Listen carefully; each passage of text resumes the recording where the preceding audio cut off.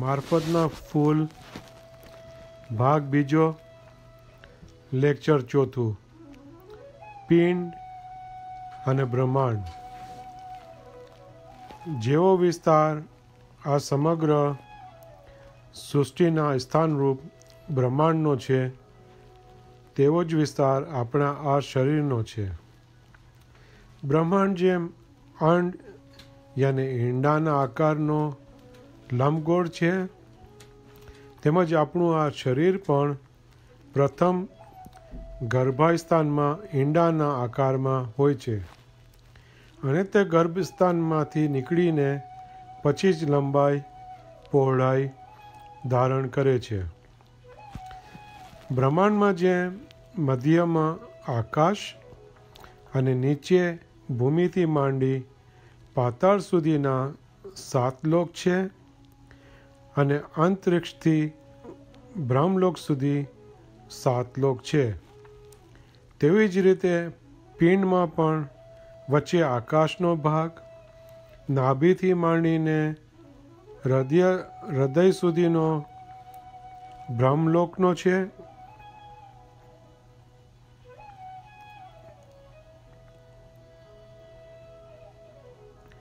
તેવી જ રીતે પિંડમાં પણ વચ્ચે આકાશનો ભાગ, નાભીથી માંડીને હૃદય સુધીનો બ્રહ્મલોકનો છે અને નાભી નીચે પેડુથી માંડી પાતદળ સુધીનો ભાગ 7 પાતાળનો છે.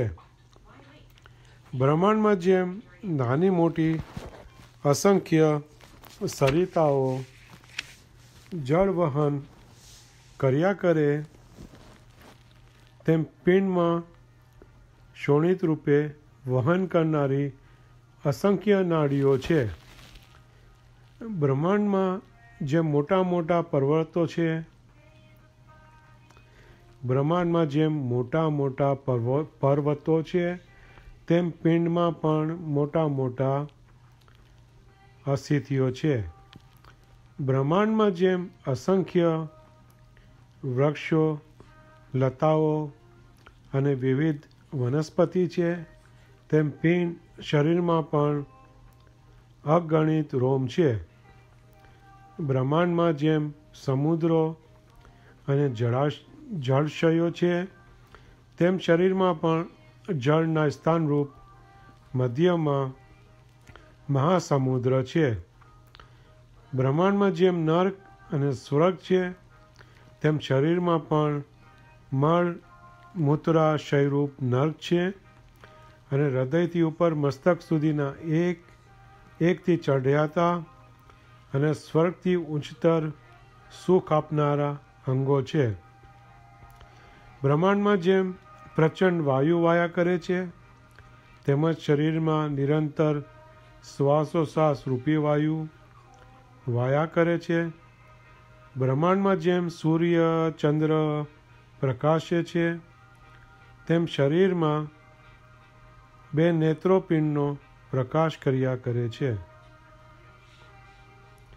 બ્રહ્માંડમાં જેમ ફરિશ્તાઓ અને મલાઈકોને આસમાન પૃથ્વીની દિશાનું વહન કરવાનો અધિકાર આપવામાં આવેલ અને તેઓ નિયમ મુજબ પોતપોતાનું કાર્ય કર્યા કરે છે, તે જ પ્રમાણે શરીરમાં પણ ઇન્દ્રિયો તથા અંગોરૂપી દિશાઓ અને તેમાં રહેલ અસંખ્ય જીવોનું પરિપાલન તેમાં ગોઠવાયેલ શક્તિઓ કર્યા કરે છે.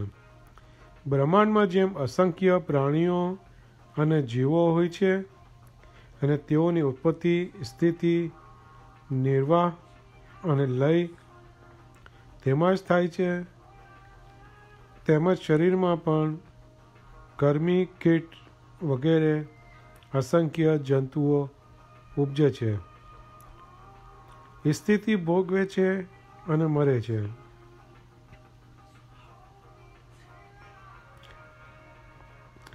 બ્રહ્માંડમાં જેમ અસંખ્ય પ્રાણીઓ અને જીવો હોય છે અને તેઓની ઉત્પત્તિ, સ્થિતિ, નિર્વાહ અને લય તેમાં જ થાય છે, તેમજ શરીરમાં પણ કૃમિ, કીટ વગેરે અસંખ્ય જંતુઓ ઉપજે છે, સ્થિતિ ભોગવે છે અને મરે છે.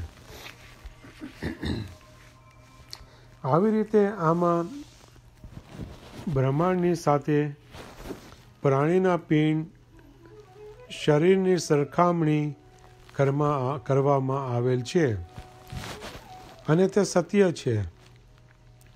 આ ઉપરથી સમજી શકાય છે કે પ્રત્યેક પ્રાણી જે બ્રહ્માંડમાં વસે છે તે પોતે એક બ્રહ્માંડ છે.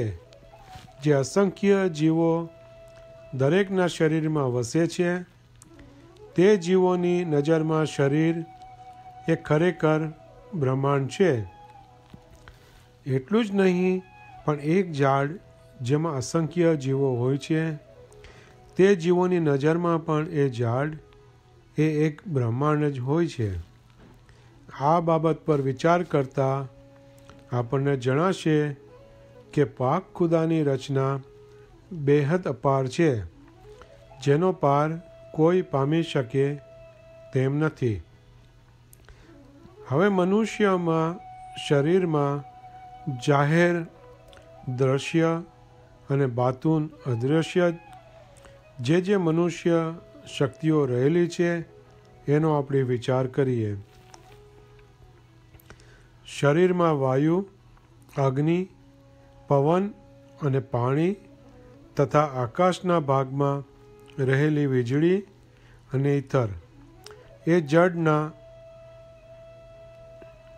સૂક્ષ્મ તત્વો સાથે ભળેલા ચૈતન્યના કિરણોથી બનેલું આપણું મન જે હાલ આપણો જીવ છે તેમાં રહેલી પ્રકૃતિઓ નીચે મુજબ છે: સાત્વિક, રાજસી, તામસી. સાત્વિક પ્રકૃતિમાં રહેલી શક્તિઓ નીચે મુજબ છે: સત્યતા, અચળતા, ધીરજ અને નિશ્ચયતા, ચોક્કસપણું, દયા, ક્ષમા, પરોપકારી લાગણીઓ, સહનશીલતા એટલે કે ગમે તેવા દુઃખી વખતમાં પોતાની ટેક ન છોડવી તે, શૂરવીરતા અને ઇન્સાફ, પોતાના મુર્શિદ હાજરીમાં ઉપર દ્રઢ વિશ્વાસ અને જિંદગીના અંત સુધી વફાદાર રહેવાનો ગુણ. રાજસી પ્રકૃતિમાં રહેલા ગુણો નીચે મુજબ છે: ઇન્દ્રિયોનું સુખ, મોજશોખ, વૈભવ, રાજ્ય, દોલત અથવા કોઈ પણ જાતની મોટપ મેળવવાની લાલસા.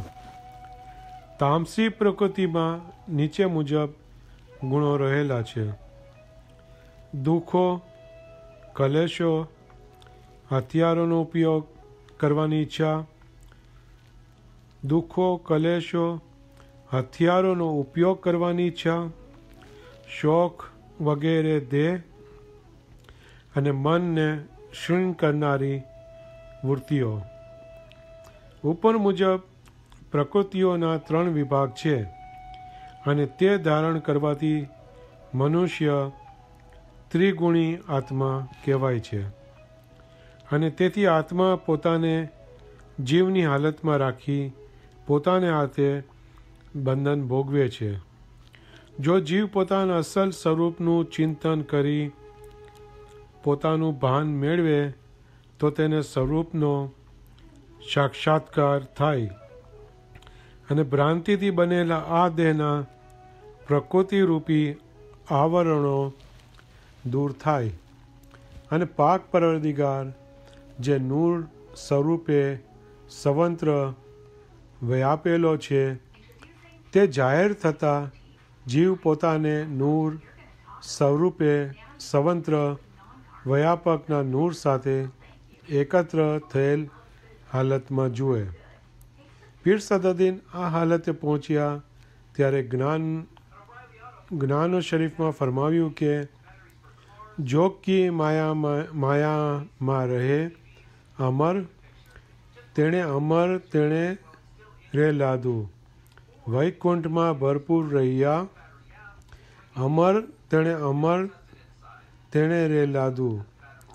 વધુમાં પીર સાહેબે ફરમાવ્યું કે જબ દેખે સબ આપકુ और न पावे कोई, काए न भांको ऐ नल है ऐ नल निरंजन सोई. હવે પ્રથમ દર્શાવેલ 3 પ્રકૃતિઓના લક્ષણો તથા પરિણામો તપાસીએ. નંબર 1, સાત્વિક પ્રકૃતિ ધારણ કરવાથી મલાઈકના દરજે પહોંચી શકાય છે. નંબર 2, રાજસી પ્રકૃતિ અહંકાર, ક્રોધ, નિડરતા અને ઝઘડા કરવાની ટેવ ધારણ કરવાથી જીવ પોતાને રાક્ષસપણામાં લઈ જઈ રાક્ષસ બને છે. નંબર 3, તામસી પ્રકૃતિ ભય, વધારે નિંદ્રા લેવી, આળસ, સ્ત્રીના ભોગનું અતિ ખેંચાણ, સારું તથા વધુ જમવાની તૃષ્ણા હોવી વગેરે લક્ષણો હેવાના છે. અને આ પ્રકૃતિથી વીંટળાયેલો જીવ હેવનમાં જન્મ લેવાને લાયક ઠરે છે. ઉપર મુજબની 3 પ્રકૃતિઓની હકીકતો અને લક્ષણો, ગુણ દોષો જાણ્યા બાદ દરેક જીવે સાત્વિક પ્રકૃતિ ધારણ કરવાની કોશિશ કરવી જોઈએ. 5 વિષયો અને તેને ભોગવવાની 5 ઇન્દ્રિયો છે. નંબર 1, શબ્દ. નંબર 2, સ્પર્શ. નંબર 3, રૂપ. નંબર 4, રસ. અને 5, ગંધ. આ 5 વિષયો પંચ મહાભૂત થકી ઉત્પન્ન થયેલ છે. શબ્દ આકાશથી, સ્પર્શ વાયુથી, રૂપ તેજથી, રસ જળથી અને ગંધ પૃથ્વીથી. એ 5 વિષયોને ગ્રહણ કરનારી 5 ઇન્દ્રિયો છે: કાન, ચામડી, આંખ, જબાન અને નાક. આ પ્રત્યેક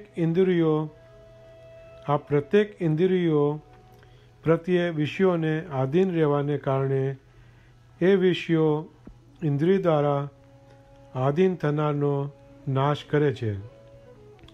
તેથી ઉપર જણાવેલી શક્તિઓ અને તાસીરોનો હદમાં જ ઉપયોગ કરવાથી એ મદદરૂપ થશે. પણ જો અનિયમિત અને હદથી જ્યાદા ઉપયોગ કરવામાં આવે તો એ શક્તિઓ શત્રુ રૂપે જીવને અગોમતીએ પહોંચાડે છે. પાક ખુદાવંદે કુરાન શરીફમાં ફરમાવ્યું કે હદ બહાર જનારાઓને ખુદા ચાહતો નથી. શરીરમાં શ્વાસોશ્વાસની જે નિરંતર ક્રિયા રહેલી છે તે બાબત જાણવા જેવી હોવાને કારણે તે ઉપર થોડું લખીએ. પ્રાણરૂપે શરીરમાં રહેલો જે શ્વાસોશ્વાસ રૂપી વાયુ છે તેને રોકવાનું નામ પ્રાણાયામ છે. આ પ્રાણાયામના 3 પ્રકાર છે: રેચક, પૂરક, કુંભક. ઉદરમાંથી શ્વાસને બહાર કાઢવો તે રેચક. ઉદરમાંથી શ્વાસને દાખલ કરવો તે પૂરક. અને ઉદરમાં શ્વાસને રોકવો તે કુંભક. શ્વાસને બહારથી અંદર ઉદરમાં દાખલ કરતી વખતે સીનો અદૃશ્ય ઉચ્ચાર થાય છે. આ પ્રમાણે નાભીથી નિરંતર સોને હંસ જાપ જપે છે. તે જાપ ઉપર ધ્યાન રાખવાથી સો શબ્દની ઓળખાણ થાય છે. આ સો શબ્દ 5 પ્રાણીનો બનેલો છે. તેમના નામો પ્રાણ, અમાન, સમાન, ઉદાન અને વયાન છે. સર્વે ઇન્દ્રિય આદિક મલાઇકો યાની કે શક્તિઓ પ્રાણરૂપ મલાઇક યાની કે શક્તિને આધીન છે. તો પણ સ્વરૂપી હૃદયાકાશમાં રહેલ આત્માને જીવાત્મા આધીન છે. હૃદયમાં નાડીઓમાં મુખ્ય 101 નાડીઓ છે. આ દરેકની 100 જાતો છે. તે જાતમાં દરેકમાં 72,000 નાડીઓ છે. આ દરેક નાડીમાં વયાન વાયુ વિચરે છે. સારાંશ કે હૃદયાકાશમાં સ્વરૂપી જીવ મુખ્ય 3 નાડી આકારે સ્થિર છે. એ આકારને સૂર્ય, ચંદ્ર, સુષમણા યાની કે સુષમણા કહે છે. તેમાં નાકના જમણા નસકોરામાંના શ્વાસને ઈંગલા યાની કે સૂર્ય નાડી કહે છે અને ડાબા નસકોરામાંના શ્વાસને પિંગલા યાની કે ચંદ્ર નાડી કહે છે. અને જ્યારે બંને નાડીઓ એકત્ર કામ કરે છે ત્યારે તેને સુષમણા નાડી કહે છે. ઈંગલા અને પિંગલા વાયુ પ્રાણનું જીવન છે અને એના થકી જ ઇન્દ્રિયો પોતપોતાના વિષયને ગ્રહણ કરે છે. છતાં પ્રાણ ઇન્દ્રિયોનું જીવન છે. તેમાં અનેક વિષયવાળી વૃત્તિઓને પ્રગટ કરનાર મન છે. તેથી જ્યાં સુધી પ્રાણ રહે છે ત્યાં સુધી ઇન્દ્રિયો જીવે છે. ત્યાં સુધી સર્વે સલામત રહે છે. તો પણ એ સર્વેના જીવવા થકી જીવનના આત્માનો સાક્ષાત્કાર થતો નથી. જ્યાં સુધી મનનો નાશ કરવામાં ન આવે ત્યાં સુધી મુક્તિની પ્રાપ્તિ થતી નથી. જેમ ટેલિફોનની 2 શક્તિઓ નેગેટિવ અને પોઝિટિવ એ બેમાંથી એકને જમીનમાં પધરાવવામાં ન આવે ત્યાં સુધી બીજી સાચી શક્તિ પ્રગટ થઈ શકે નહીં અને કામ થઈ શકે નહીં. તે જ પ્રમાણે જ્યાં સુધી પ્રાણ મનની શક્તિનો નાશ ન કરવામાં આવે ત્યાં સુધી આત્મશક્તિ ખીલતી નથી અને તેથી ખુદાનો ઇશ્ક દીદાર થઈ શકતો નથી. સારાંશ કે શ્વાસના ચલનના ફેરફારથી સૃષ્ટિનો વ્યવહાર ચાલુ છે. હવે સુષમણા નાડી જે ઈંગલા અને પિંગલાની મધ્યમાં છે તે જબરજસ્તીથી દિલના કુંડલી ચક્રને ગ્રહણ કરે છે અને કુદરતના કાયદા મુજબ એ ગ્રહણ થાય ત્યારે જાણવું કે મુર્શિદ હાજર ઇમામની સંપૂર્ણ કૃપા થઈ છે, જેને લઈને જીવ મહાપદની ઉચ્ચ પદવીએ પહોંચે છે. જે અધિકારનો અનુભવ તેને તે જ સમયે થાય છે. આ સ્થિતિની વિગત મારફતના ફૂલના પહેલા ભાગમાં આવી ગઈ છે. સૂર્ય એટલે ઈંગલામાં શ્વાસ ચાલે તે સમયે આ પિંડ બ્રહ્માંડનું દિવસ જાણવું અને પિંગલા એટલે ચંદ્ર નાડી ચાલે તે સમયે રાત્રિ સમજવી તથા સુષમણા નાડીમાં શ્વાસ ચાલે યાની બંને નસકોરામાં શ્વાસ સરખો બહાર પડતો હોય તો તે સમયે સૂર્યાસ્ત અને સૂર્યોદયનો વખત જાણવો. યાદ રાખવું, જ્યારે સુષમણા નાડી ચાલતી હોય તે સમયે દુનિયાવી કાંઈ પણ કામકાજ ન કરવું, કારણ કે તે સમયે ઇબાદતનો હોવાથી દુનિયાવી કામકાજ કરનારને નુકસાન થવાનો સંભવ છે. તે સમયે ઇબાદત કરવાથી ધ્યાન તરત zikr સાથે જોડાઈ જાય છે અને તે સમયે ઇબાદતનો ફાયદો મળી જાય છે.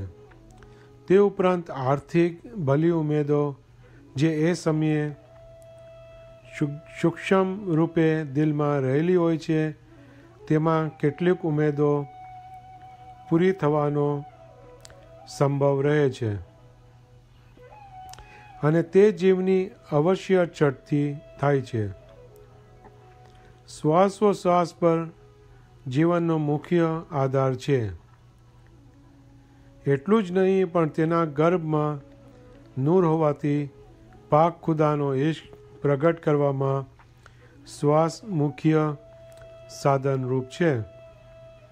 હઝરત મુલ્લા મુર્તુઝા અલીએ કલામ મુબારકમાં ફરમાવ્યું છે કે અલ્લાહુમ્મા સલ્લી અલા મુહમ્મદિન વાલે મુહમ્મદ.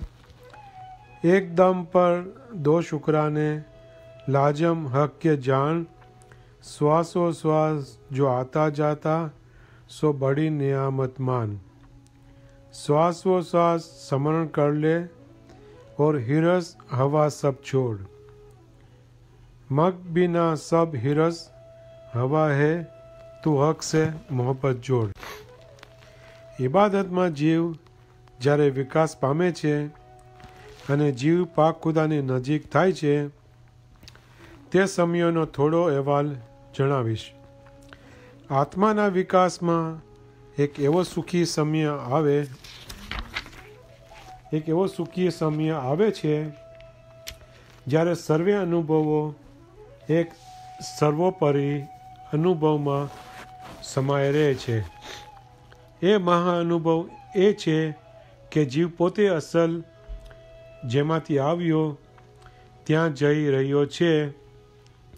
ભૂતકાળના પોતાના જન્મોમાં પોતે જે અનુભવ્યું અને પાક ખુદાને પોતાથી જુદી શક્તિ માનતો અને તેથી ખુદાને અને પોતાની આશા તથા સપના અને લાગણીઓમાં હેતથી જોતો તથા પોતાના શરીરના દરેક અણુઓથી જે ધર્મના કામ કરતો તે સર્વનો પ્રવાહ પોતામાં સમાઈ જઈ પોતાને મૂળ શક્તિ ખુદા તરફ આકર્ષાતો જ્યારે જુએ છે ત્યારે તેને ખાતરી થાય છે કે હું નહીં પણ પાક ખુદાની જ રચના હતી અને એક ખુદાવન તરફ જાય છે.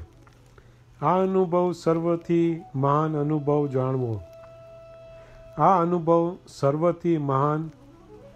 જાણવો.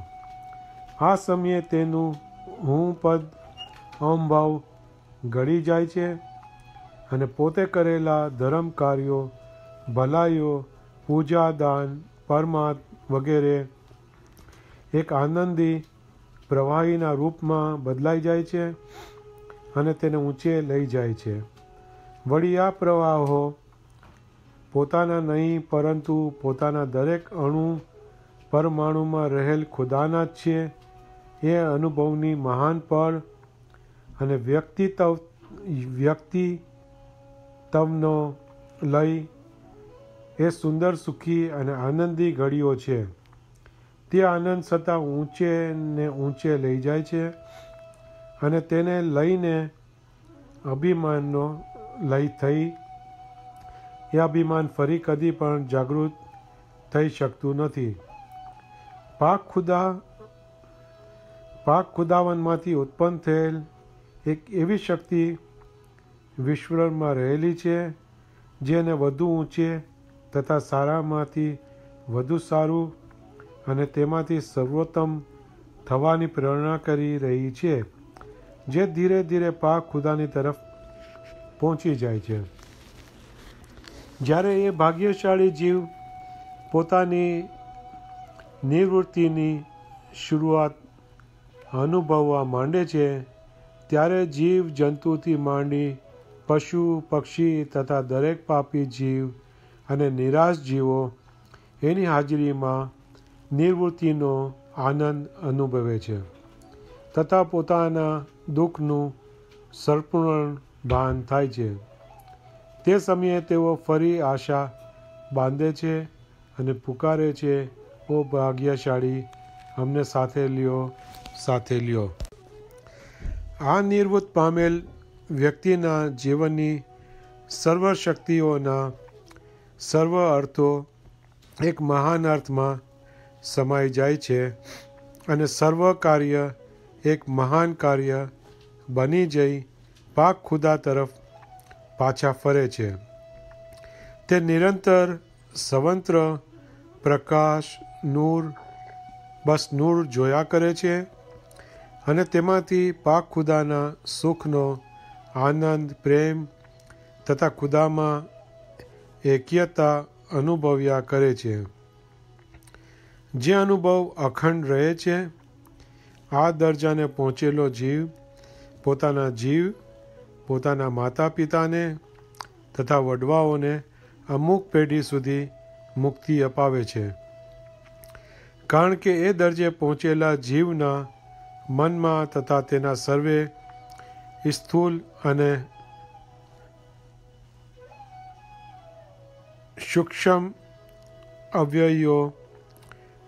સૂક્ષ્મ અવયવો તથા શક્તિ થકી પોતાના માત પિતા અને વડવાઓને અમુક હદ સુધી ફરી તક મળે છે અને પરલોકમાં રહેલ દુઃખ તથા દરિદ્રમાંથી તેઓ મુક્તિ મેળવી વધુ ઉપર જાય છે. મનુષ્યની પેશાનીમાં એક બ્રહ્મરદ્ર નામે બારીક છિદ્ર છે. તેની અંદર સુષ્મણા નાડી દ્વારા હૃદયમાંનો સાત્વિક પ્રકાશ એકત્ર થાય છે, જેને પવિત્ર થાય છે, જેને પવિત્ર જ્યોત કહે છે. તેમાં ધ્યાન અચળથી તમામ દુનિયાની ખરી સ્થિતિનું ભાન થાય છે. સૂર્યોદય પહેલાં જેમ તેની પ્રતિમા સ્વતંત્ર અજવાળું પાથરી દે છે, તેમ ભમર ગુફામાં રહેલો પવિત્ર નૂર ચિત્તમાં ઉદય પામવાથી તે પ્રકાશની સાથે વિવેક જ્ઞાનનો ઉદય થાય છે. આ સ્થિતિએ પહોંચવાથી જેમ આંખના દર્દવાળાને એક જ વસ્તુ ભિન્ન ભિન્ન જણાય છે, પણ એ દર્દ મટી જતાં એ વસ્તુ ખરું સ્થૂલ સ્વરૂપ પગડે છે. તે જ પ્રમાણે મનુષ્યની આસપાસ જે માયાળું આવરણ પથરાઈ રહેલું છે તથા પાપ અજ્ઞાનતા અને ભ્રાંતિથી આ જગત સ્થૂળ રૂપે પ્રતીત થઈ રહેલું છે, તે સ્થૂળતા દૂર થાય છે તથા તે તેના અસલ સૂક્ષ્મ અને જ્યોત રૂપ નજરે પડે છે તથા નૂર રૂપે નૂરમાં જ્યોતમાં મહાસાગરનો સાક્ષાત્કાર થાય છે. આ દરજે તે જીવ પહોંચે છે જેણે પૂર્વજન્મ તથા ચાલુ જિંદગીમાં ઘણા પુણ્ય કાર્યો કર્યા હોય તથા હાજર ઇમામ ઉપર સંપૂર્ણ ઈમાન અને વિશ્વાસ રાખેલ હોય. જગતમાં કીડી જીવજંતુ પશુ પક્ષી સર્વે જીવો છે, પણ તેમનું જીવન નિષ્ફળ છે. તેઓ નિરાશામાં આ જીવન છોડી જાય છે. તેમને ગયા બાદ કોઈ તેઓને સંભાળતું નથી. દ્રશ્ય અને અદ્રશ્યમાં પણ તેમની ગણતરી નથી. ખરું જીવન તો તે જીવનું છે જેણે આ જગતમાં જન્મ ધારણ કરી. જે ઇન્સાન પોતાના ફરજ સંપૂર્ણપણે બજાવી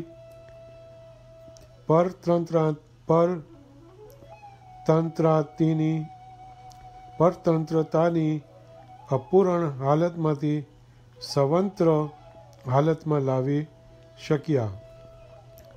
એ જીવને ધન્ય છે અને મુબારકી છે.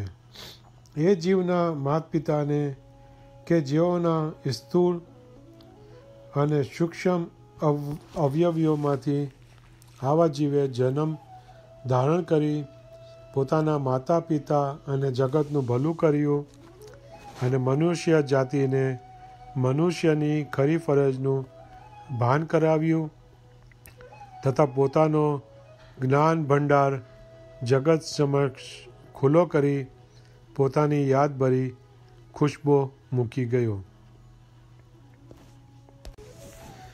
મનુષ્યનું દિલ પ્રકાશશીલ છે અને તે જગતની દરેક વસ્તુને પ્રકાશમાં લાવવા સમર્થ છે, પરંતુ ક્લેશ અને કર્મની વાસનાઓએ એ પ્રકાશને ઢાંકી દીધેલ છે. જેમ કે ચંદ્રની અંદર અખંડ પ્રકાશ હોવા છતાં વાદળાના આવરણો એ પ્રકાશને ઢાંકી દે છે. પરિણામે દરેક વસ્તુ ઉપર પ્રકાશ નથી પહોંચી શકતો, છતાં એકાગ્રપણે કરેલ કોશિશથી એ આવરણો દૂર થઈ જાય છે. જેમ ચંદ્રને આડે આવતા વાદળાના આવરણો દૂર થવાથી સર્વત્ર ફરી પ્રકાશ થઈ જાય છે, એ મુજબ મનુષ્યના દિલનો પ્રકાશ એકાગ્રપણે કરેલ એ કોશિશથી અસલ સ્થિતિમાં બહાર આવી સમગ્ર જ્ઞાનને પ્રકાશિત કરે છે. તે સમયે એ જીવથી કાંઈ પણ અજાણ રહી શકતું નથી. આ સ્થિતિએ પહોંચેલ જીવને મનુષ્યના ગુણદોષનું જ્ઞાન જેમ કોઈ વસ્તુ હથેળી પર મૂકી નજર કરવાથી પ્રત્યક્ષ જણાય છે તેમ પ્રત્યક્ષ થાય છે. આમ થવાથી એ માણસની વિષયની લાગણીઓ નષ્ટ થઈ જાય છે અને પોતાની હાલ સુધીની જિંદગી પરતંત્ર અને બોજારૂપ જ હતી એમ જ એ જીવને જણાય છે. આવો જીવ સંપૂર્ણ આત્મસંતોષ અનુભવે છે, તેમજ એ હાલતનો જીવ સાચો વૈરાગ્ય પ્રાપ્ત કરી શકે છે. વૈરાગ્ય એટલે અંતર ત્યાગ. જેમ જેમ એ મનુષ્ય પવિત્ર માર્ગ પર ચાલ્યો જાય છે તેમ તેમ તેને પરમાર્થ કરવા લાગણી થયા કરે છે અને કર્મે કર્મે કરીને આ મનુષ્ય બીજાઓને ખુદાનો માર્ગ બતાવી ખરી સેવા ખરો પરમાર્થ કરે છે. આ મનુષ્યની નજરમાં સર્વે જીવો સમાન થઈ જાય છે અને એ જીવ પોતાના ભાઈ ભાંડુ સગાવાલાઓ તથા પોતાના જાતભાઈ સર્વ પ્રત્યે સમાનતાની લાગણી અનુભવે છે અને તે કારણે પોતે મેળવેલ બંદગીનું સુખ બીજાઓ પણ અનુભવે એવી લાગણી એના દિલમાં જન્મવાને કારણે એ સર્વની સેવા કરવા માંડે છે. એ સર્વે કુદરતના કાયદાને અનુસરીને થતું આવે છે. આ પ્રમાણે પોતાની હયાતીમાં એ મનુષ્ય સારાય જગતને પોતાને સંપૂર્ણ સેવાથી સુખી બનાવે છે. પોતે જ્યારે આ સ્થૂળ જગત છોડી જાય છે તે સમયે પણ પોતાની હયાતીમાં કરેલા કાર્યો પરમાત્મા સૂક્ષ્મ અદૃશ્ય આકારો પાછળ મૂકી જાય છે, જે તેની હયાતીમાં બાદ જગતને લાભકારી થાય છે. તે ઉપરાંત પોતાની હયાતીમાં થયેલ અનુભવોના લખાણો પણ જનતાને ઘણા લાભ કરે છે. કોઈ પણ દીનદારને પાક નૂરને ભેટવાની ઈચ્છા હોય તેણે પ્રથમ તો પોતાનો આત્મા શુદ્ધ કરવાની ઘણી જ જરૂર છે.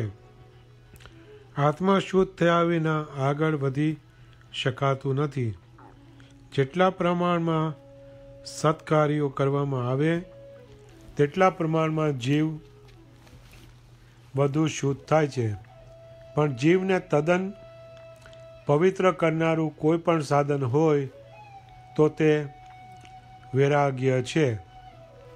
વૈરાગ્ય વિના પવિત્ર સામ્રાજ્યમાં પ્રવેશ કરી શકાતું નથી. વૈરાગ્યનું નામ સાંભળતા જ કેટલાક લોક કંપાયમાન થાય છે, પણ વૈરાગ્ય વગર કદી પણ પરમાર્થ જ્ઞાનનો અંકુર પ્રગટ થઈ શકતો નથી. દિવ્ય જ્ઞાન તથા રૂહાની ઇલમની પહેલી જ ચાવી તે વૈરાગ્ય છે. દિવ્ય જ્ઞાન તથા રૂહાની ઇલમની પહેલી જ ચાવી તે વૈરાગ છે. જગતમાં મનુષ્ય ધર્મના નામનો જે પુકાર કરે છે તેનું સાક્ષાત સ્વરૂપ એ જ વૈરાગ છે. જે માટે પીરે જ્ઞાન શરીફમાં ફરમાવ્યું છે કે વણ વૈરાગ્ય અરથ ન સરીએ, વણ વૈરાગ્ય મન ભટકત કરી ફરીએ, પણ વૈરાગ્ય ન આવે જ્ઞાન, વણ વૈરાગ્ય ન ઘટે અભિમાન, સાધન કરો વૈરાગનું તો સાકર પદાર્થ હોય, પણ વૈરાગ્ય મનખો અર્થ ન સરીએ કોઈ. વૈરાગ્ય મેળવવા જંગલમાં જવું અથવા બાળ બચ્ચા છોડી દેવા કે ધંધો છોડી દઈ ફકીર બની જવું એવું કંઈ નથી. વૈરાગ્ય માટે ચીજની કે બળની પણ આવશ્યકતા નથી. આપણી આસપાસની વસ્તુઓ જેટલી આપણને પ્રાપ્ત કરવી સહેલી છે તેટલી જ સુગમતા વૈરાગ્ય મેળવવામાં છે. જે મનુષ્યના દિલમાં સત્ય અસત્યની ખરી ભાવના અને ખરું જ્ઞાન પ્રગટ થાય છે તેનો જીવ અંતર ત્યાગી બની જાય છે અને તે જ સાચો વૈરાગી કહી શકાય. જ્યારે દિલ દ્રશ્ય વસ્તુઓના બોજાથી નિરાળો બને છે ત્યારે તે વૈરાગી બની એકાગ્રતા મેળવી શકે છે. એ એકાગ્રતાથી દિલ ખુદા સાથે એક થતાં તેમાં પ્રેમનો ફુવારો પ્રગટ થાય છે. તેથી આગળ વધવાનો પ્રસંગ મળે છે. હવે આગળ વધવા માટેના અમુક ગુપ્ત ભેદનું વિવેચન કરીશ.